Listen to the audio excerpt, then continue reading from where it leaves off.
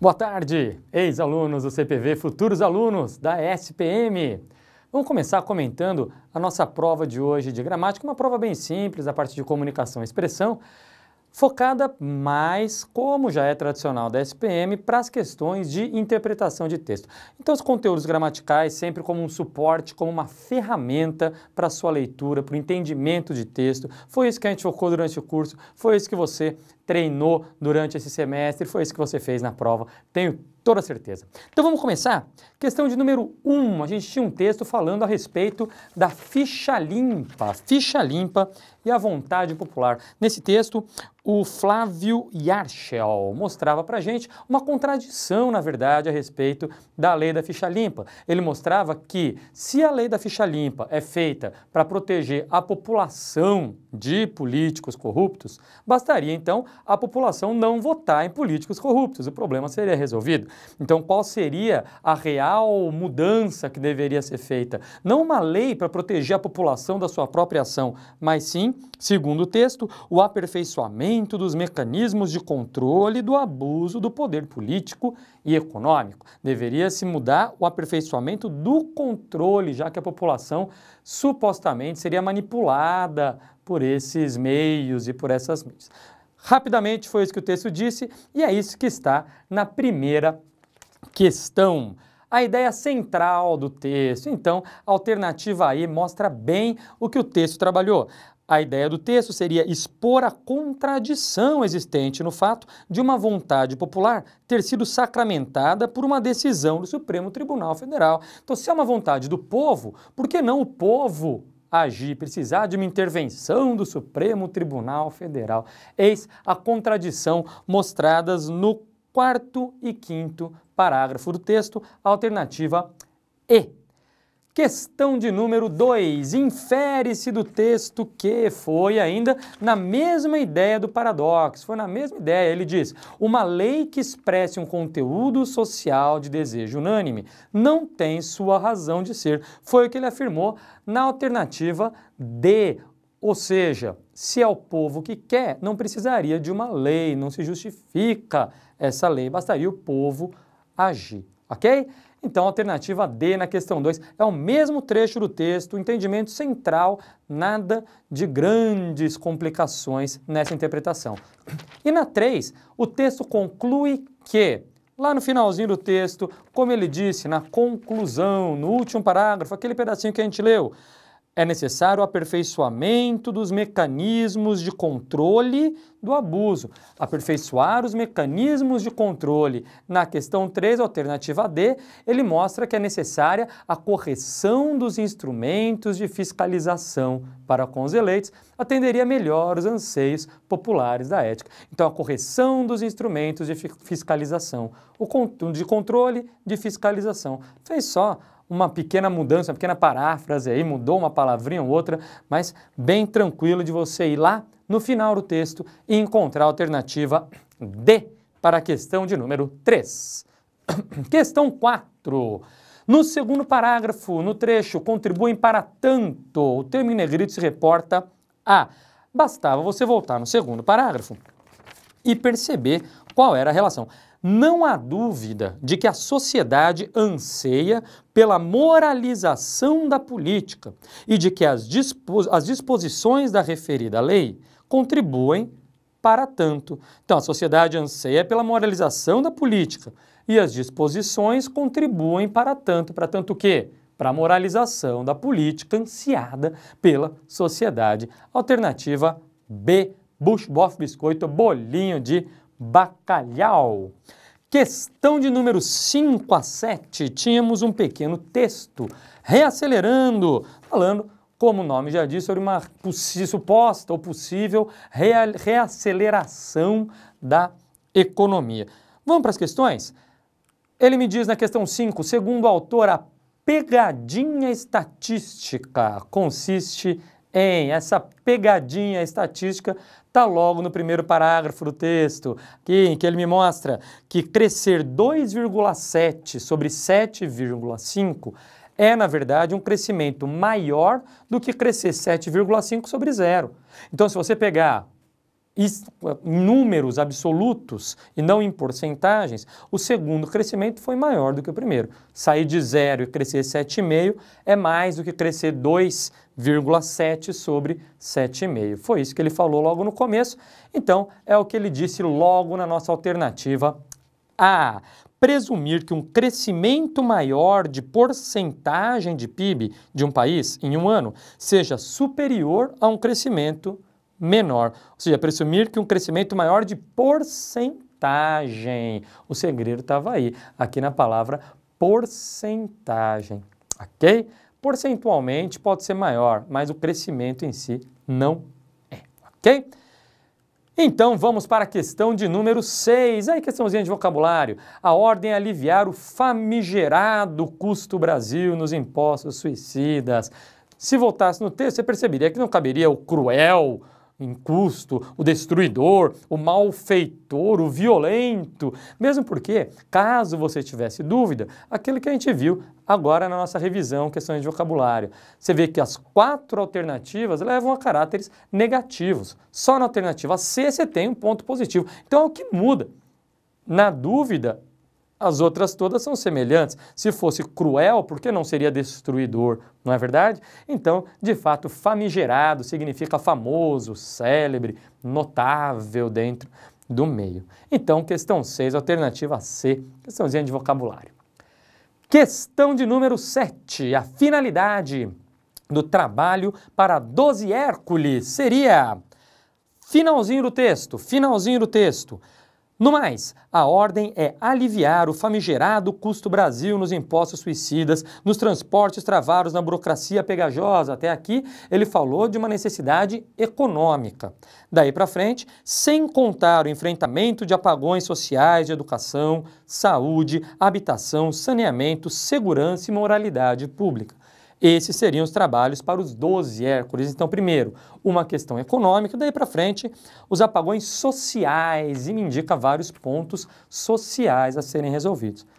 Direto para a alternativa A, reacelerar a economia e resolver os problemas sociais. Questão 7, alternativa A, então. Questão de número 8 e 9. Para essas questões, mais um texto falando a respeito do cinema. Falava a respeito da impressão que os primeiros telespectadores, primeiros espectadores do cinema teve, a novidade que foi o cinema, já que ele trazia, segundo o texto, cenas diferentes, cenas nunca imaginadas, por exemplo, num teatro. Além do que, o cinema foi o primeiro meio de comunicação de massa, é o que diz o texto, trazendo então muitas diferenças, muitas inovações do que já tinha sido visto e feito até então. Na questão de número 8, ele me pergunta justamente isso. Do texto, podemos inferir que a alternativa C, o cinema constituiu uma fonte própria de entretenimento e informação para a classe operária, ou seja, algo diferente do que o teatro, por exemplo, vinha fazendo, como ele diz no texto, além, mais uma vez, do fato de ter sido o primeiro meio de comunicação de massa, de entretenimento de massa. Bem diferente do que vinha sido feito. Alternativa C, correta na questão de número 8. Questão de número 9, ainda de acordo com o texto, dentro desse rápido resumo que a gente falou, vamos para a alternativa A. Os primeiros filmes propiciavam uma oportunidade de prazer e evasão ao público, com cenas inimagináveis até então. Realmente era bem diferente do que se via no teatro, basta lembrar do que ele citou no texto, aquela história do trem, a primeira cena clássica do cinema, que vinha o trem, todo mundo saiu correndo, achando que o trem ia atropelar todo mundo, enfim. E ele citou essa famosa passagem da história do cinema aí no texto, ok? Então, de fato, as cenas eram inimagináveis, bem diferentes do que vinha sido feito até então. Alternativa A, na questão de número 9. Depois tivemos uma propaganda, mais uma vez a SPM brincando aí com as propagandas, claro, né? O foco de muita gente que vai prestar essa faculdade. Brincou aí, dito currículos na hora, uma propaganda toda escrito errado, o cara que digita currículo, preço é barato, claro que preço é barato, tá tudo errado, uma máquina de escrever, então brincou aí com uma propaganda bem bizarra, e aí falou, até podemos brincar, mas propaganda é coisa séria. Então mostrando que apesar de trabalhar com bom humor, trabalhar com riso, a propaganda é sim uma atividade levada a sério. 4 de dezembro, Dia Mundial da Propaganda. Então foi a homenagem aí da agência de propaganda para os publicitários e a vocês, futuros publicitários também, por que não? Questão de número 10. Cuidado, assinale a afirmação incorreta sobre o anúncio publicitário. Ele quer a questão errada.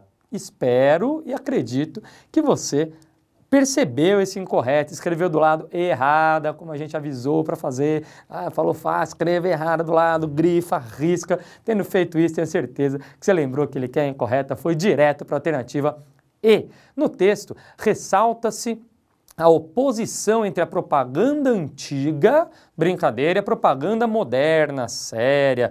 Percebeu que não é isso que ele está dizendo. Ele não está dizendo que antes a propaganda era brincadeira, hoje a gente leva a sério. Não, as propagandas atuais mesmo, brincam com bom humor, brincam com riso e são, sim, atividades muito sérias. Então, incorreta, se atente a esse detalhe, alternativa E. Questão de número 11. Das frases abaixo, apenas uma está de acordo com a norma gramatical no que se refere à regência. Uma questão estritamente gramatical. Trabalhamos muito regência, hein?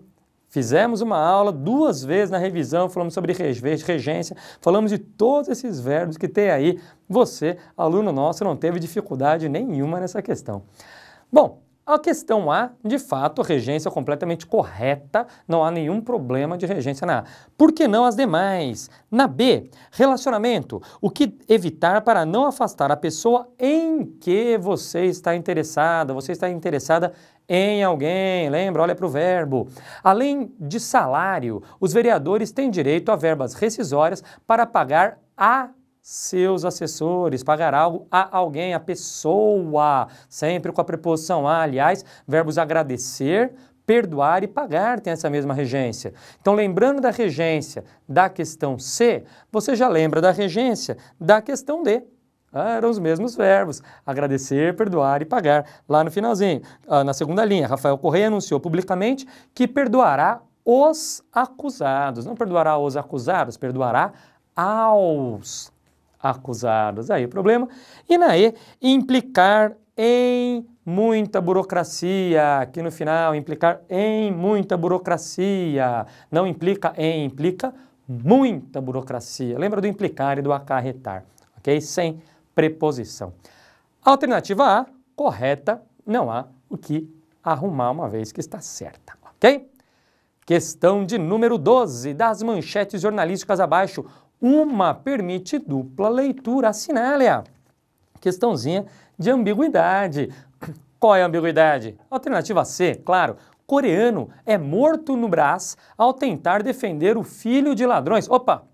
Será que os ladrões estavam atacando o filho, e ele defendeu o filho desses ladrões que estavam atacando? Ou os filhos dos ladrões, filhos de ladrões estavam sendo atacados e ele defendeu o filho de ladrões? Não sei de quem são esses filhos, do coreano ou dos ladrões? Quem estavam atacando? Os ladrões ou outras pessoas atacando os filhos dos ladrões? Então temos uma grande ambiguidade aí, fácil de ser percebida, na questão de número 12, na alternativa C, de Cacopena. Questão 13, em todas as frases abaixo, conectivo ou traduz ideia de exclusão, ok? Exceto em, mais uma vez, a SPM pedindo a incorreta, a errada. Olha lá na E. A alegria ou a tristeza, as vitórias ou as derrotas marcam a vida do ser humano. Aí não tem exclusão. Não é que ou a alegria ou a tristeza. Se um não fizer, o outro... Não. Os dois. Alegria ou tristeza, tanto faz. Nos demais, a previsão é de que Vettel ou Alonso será o campeão. Se um for, o outro não vai ser. O governador ou o prefeito fará o discurso. Se um fizer, o outro não vai fazer. Lembra disso? Um segredo, não um segredo, mas uma dica que você teve durante o curso era lembrar da concordância verbal. Lembra que na concordância verbal de verbos de sujeitos exclusivos, excludentes, o verbo fica no singular. Então a previsão é de que Vettel ou Alonso será, verbo no singular, excludente. O governador ou prefeito fará, verbo no singular, excludente. Na novela, Otávio ou Fernando se casará, excludente, um ao outro. Aqui, o verbo no plural me indica que esses sujeitos não são excludentes. Lembrou disso? Matou a questão. Alternativa E, então, é a que não acontece a exclusão. Última questãozinha nossa, questão de número 14, falando um pouco a respeito de figuras de linguagem, da litote, aquele recurso em que você nega para afirmar o correto. Então você, para afirmar algo, nega aquilo que você quer dizer. É um recurso de linguagem estudado em sala e explicado aqui. A SPM deu de bandeja para você essa explicação do que é a litote, caso sua memória tenha falhado na hora. Ele quer, mais uma vez, que não seja exemplo desse recurso. Olha aqui tem um bom exemplo do recurso. Nota-se que não era pálido nem mofino. Negou para afirmar. Tinha boas cores e músculos de ferro. Então ele nega para afirmar. Essa é a litote. O que não acontece na questão E, na alternativa E. Não haveria ingratidão mais negra do que a do Leonardo para com aquela que tão benignamente o acolhera. Aí não haveria, de fato não haveria, ele não está afirmando o oposto, ele está afirmando que não haveria. Diferente, por exemplo, da questão da alternativa D, o padrinho não se incomodava menos com isso, ou seja, se incomodava muito e afirmou, vendo que o afilhado se fazia homem, então pronto, não se incomodava menos, ou seja, se incomodava muito, ele afirma o contrário, negando algo. Essa é a litote estudada em sala, que não acontece na alternativa E, ok?